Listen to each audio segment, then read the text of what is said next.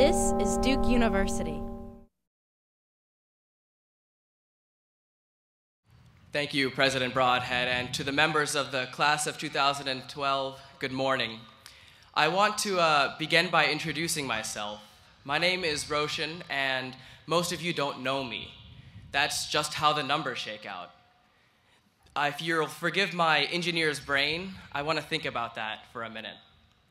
There are about 14,000 Duke students, 6,000 or so undergrads, and 8,000 graduate and professional. Let's say that you've been at Duke, as I have, for 4 years, and that those are calendar years.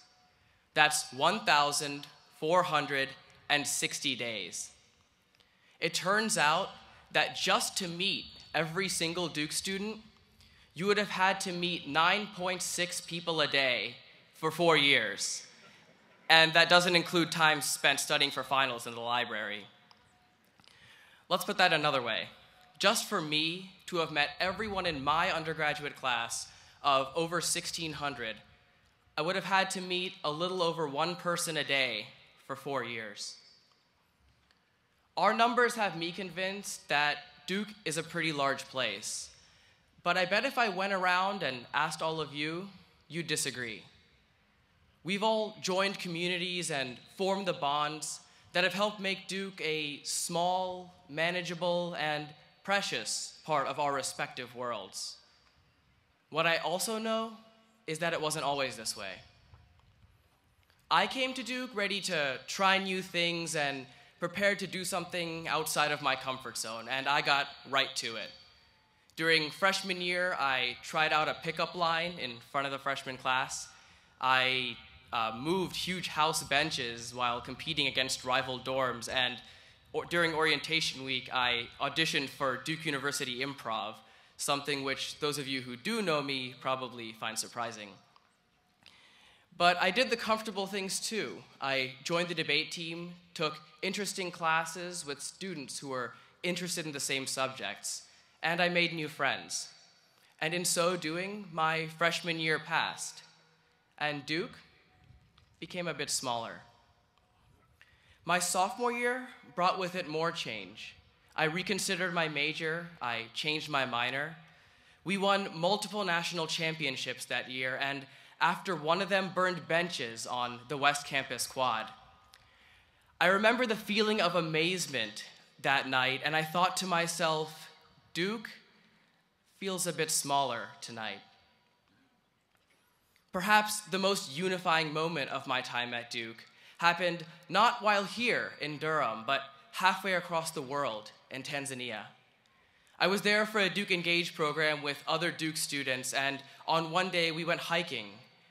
After a period of a few hours, we suddenly saw a local boy who just started walking toward us, and he was wearing a Duke shirt. I think we were also amazed to see that, and we all gestured excitedly to convince this young boy to take pictures with us. And, the 12 of us or so who were there felt oddly at home to see the familiar words Duke Blue Devils in what was then such an unfamiliar place. And this time, not just Duke, but the world became a bit smaller. During my time at Duke, I've gone from Trinity to Pratt, from pre-med to not, and from Tanzania to the Philippines.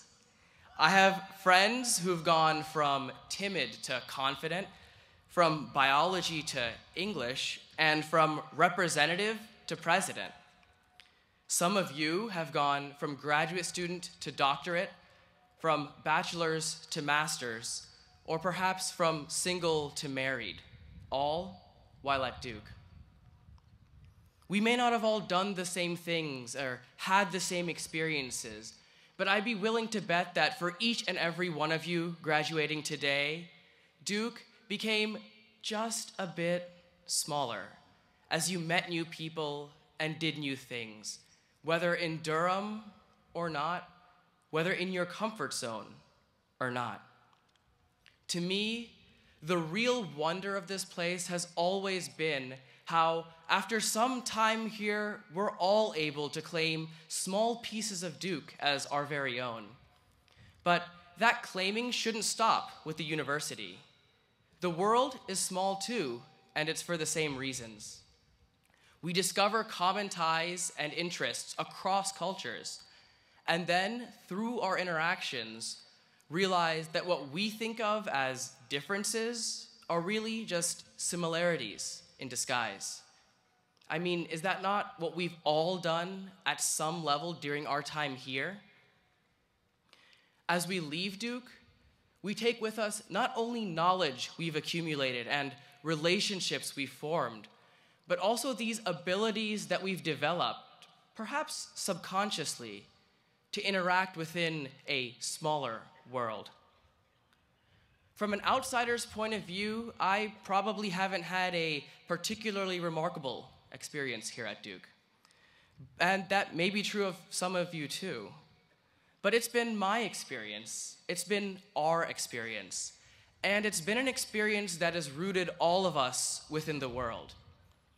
The accomplishments we enjoy are not meant to ascribe us to some higher ideal, but to provide us with the introspection that success is, as we define it, achievable. More than anything, I hope you have a better sense of that, a sense of what Duke means to you. This institution and its people have played an immense role in shaping the future for every single person here today. Students, parents, families, friends, instructors, administrators, guests, and of course, mothers.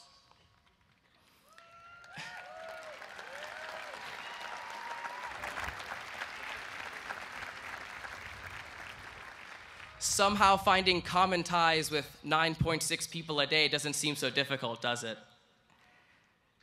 My name is Roshan, and I'm a senior at Duke, majoring in biomedical engineering. I've said that countless times and in countless places, but this one will be the last. By the end of the day today, we will all be changed, not only by virtue of new credentials and new letters, but also by the new tense that sentence will take.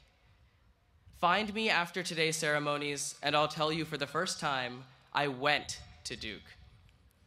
But if you're interested, I'll also tell you what parts of Duke belong to my class, my major, my friends, and what parts of Duke will always belong to just me. I urge you to think about that. What makes Duke yours? Throughout the day's activities and for the years to come. Thank you very much, and congratulations, class of 2012.